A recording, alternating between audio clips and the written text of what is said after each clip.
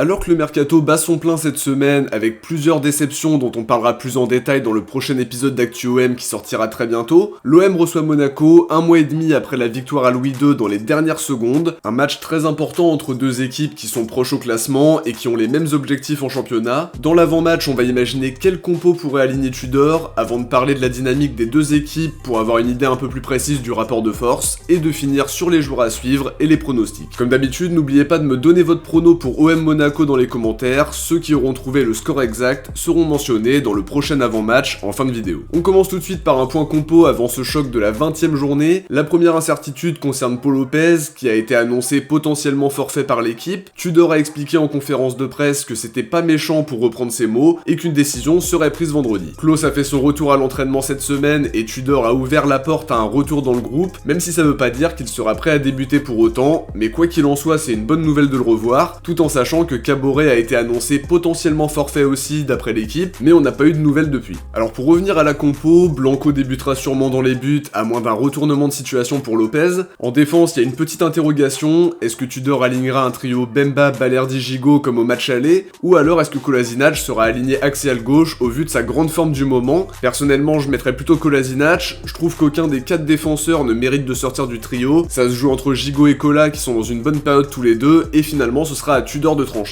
Pour les pistons, Klose sera pas forcément prêt à débuter, Tudor mettra peut-être une d'air d'entrée de jeu, tout dépend de la forme physique et du rythme de Klose. À gauche par contre, Tavares sera probablement titulaire. Au milieu, le duo Rongier-Verretou semble intouchable dans l'esprit de Tudor, et on devrait voir un trio Malinowski, Guendouzi, Sanchez sur le plan offensif. Quel compo aimeriez-vous voir pour ce match contre Monaco avec quelques incertitudes? J'attends vos avis en commentaire. On passe à l'analyse des deux équipes en commençant par l'OM qui va recevoir à nouveau, et encore une fois dans un stade bien rempli. La dynamique est vraiment très bonne depuis la reprise et plus largement depuis le match aller contre Monaco comme un symbole avec cette victoire dans les dernières secondes qui finalement nous a permis de nous relever alors qu'on sortait quand même du match contre Tottenham qui aurait pu avoir beaucoup plus de conséquences négatives que la simple élimination de toute Coupe d'Europe. Depuis la reprise, on a montré de très bonnes choses dans l'intensité, les combinaisons, notre jeu semble beaucoup plus équilibré mais toujours autant imprévisible pour les adversaires avec beaucoup de mobilité pour les perturber, du pressing et des dépassements de fonction de chaque joueur. On a joué la semaine dernière et ça nous a permis de récupérer un peu après 4 matchs en 13 jours. Par la suite, ça va s'enchaîner avec le déplacement à Nantes mercredi prochain, la réception de Nice le dimanche et le mercredi d'après, le 8ème de finale de Coupe de France contre Paris. Sur le plan comptable, une victoire mettrait Monaco à 8 points, pareil pour Rennes en cas de contre-performance à Lorient, et aussi d'éventuellement passer devant Lens en cas de faux pas à 3. Un match contre un concurrent direct qu'on peut déjà bien mettre à distance, même si ça aura rien de définitif, étant donné que la deuxième partie de saison de Ligue 1 commence ce week-end. Ce sera pas un match facile loin de là, mais si on met les mêmes ingrédients que sur les derniers matchs, y a pas de raison qu'on n'arrive pas à s'imposer, mais faudra être à 200% comme toujours et réussir à être dominateur dans les duels. Il y a une série à poursuivre, on peut aussi aller chercher cette fameuse 9ème victoire consécutive pour égaler le record de l'OM 1941-1942 de Joseph González,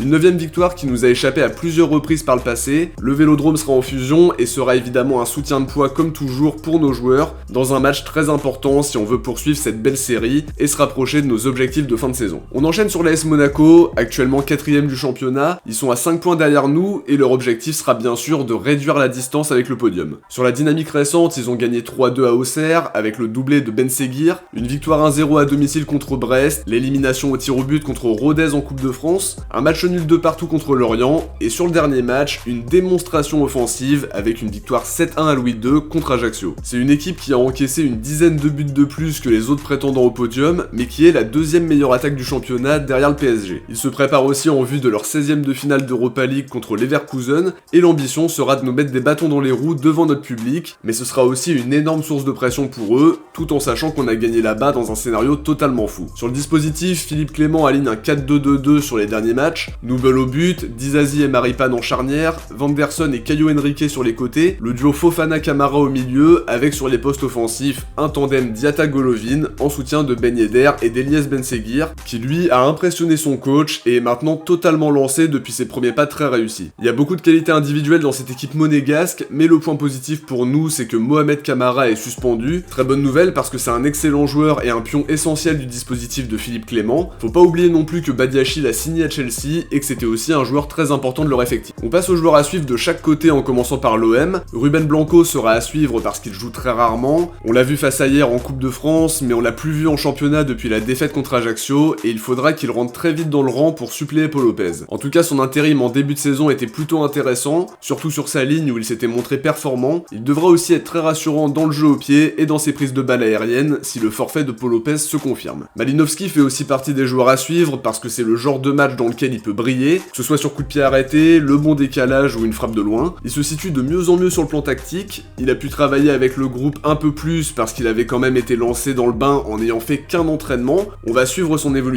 avec attention. Dernier joueur à suivre côté marseillais, Alexis Sanchez qui revient très bien ces derniers temps, que ce soit par son impact dans le jeu mais aussi par son leadership. Ses efforts défensifs sont aussi très importants et avec la confiance retrouvée après son but contre Lorient, il peut faire vraiment très mal à la défense monégasque. On enchaîne sur les joueurs à suivre côté monégasque. Je vais commencer par Youssouf Fofana qui est un joueur essentiel pour Philippe Clément, qui a joué le mondial avec les Bleus et qui peut vraiment nous poser des problèmes dans l'entrejeu, même s'il sera privé de son binôme Camara. Rongier et Verretou devront l'empêcher de déployer son jeu, mais on leur fait confiance à ce niveau-là. Maintenant sur le plan offensif, je vais citer Elias Benseguir, qui comme on l'a dit un peu plus tôt, s'est totalement imposé dans cette équipe en jouant avec insouciance et en faisant beaucoup de différence alors qu'il n'a que 17 ans. Il a vraiment montré de très bonnes choses depuis que le coach lui fait confiance et il pourrait nous faire très mal demain. Par contre, il retrouvera pas son frère au Vélodrome puisqu'il vient tout juste de partir en prêt à Valenciennes et on en parlera dans le prochain Actu OM, mais on le suivra aussi dans les prochains épisodes du focus sur les prêtés. Dernier joueur que je vais citer, Brel Mbolo qui réalise une très bonne première partie de saison avec 11 buts toutes compètes confondues et à qui il faudra évidemment rien laisser. Entre lui et Ben Yedder, ça fait deux très bons joueurs à la finition, mais on fait confiance à notre trio défensif pour annihiler leurs tentatives parce qu'évidemment elles en auront. On termine maintenant sur les pronostics. Alors c'est un match compliqué à pronostiquer entre deux équipes qui ont les mêmes objectifs en tête.